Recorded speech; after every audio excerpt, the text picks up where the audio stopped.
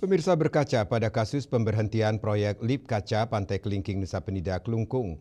Pelaku pariwisata sekaligus Wakil Ketua PHRI Bali, I Gusti Ngurah Rai Suryawijaya berpendapat perlu adanya One Island, One Management atau satu pulau, satu pengelolaan pariwisata Bali. Dengan demikian, penataan dan pengelolaan pariwisata bisa dilakukan secara terintegrasi dan menyeluruh serta mengatasi masalah yang tumpang tindih. Bupati Kelungkung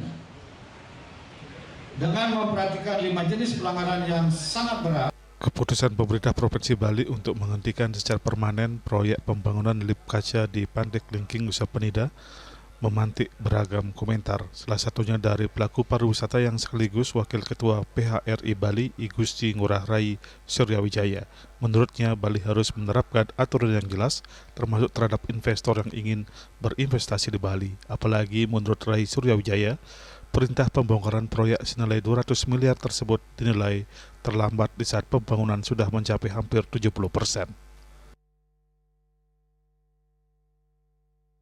Ya, seyogianya memang Bali dikelola untuk pariwisata itu One Island, One Management, One Commando harusnya ya.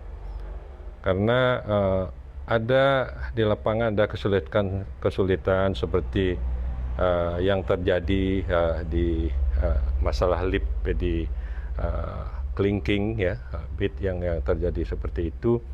Jadi ini khawatir juga ke depannya kalau tidak ada aturan yang pasti, jadi ini investor pun akan enggan untuk berinvestasi karena begitu sampai udah mau finish baru kita ributkan.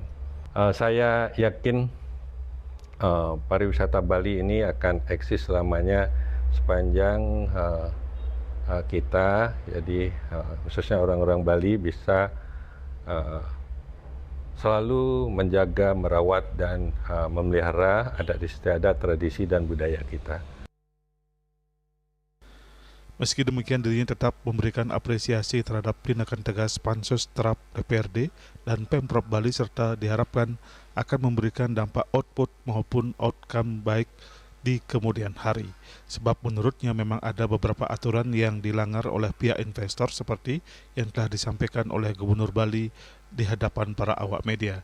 Namun demikian dirinya juga kembali menegaskan penegakan aturan ini harus konsisten dan adil. Ari Wiratmaja, Bali TV.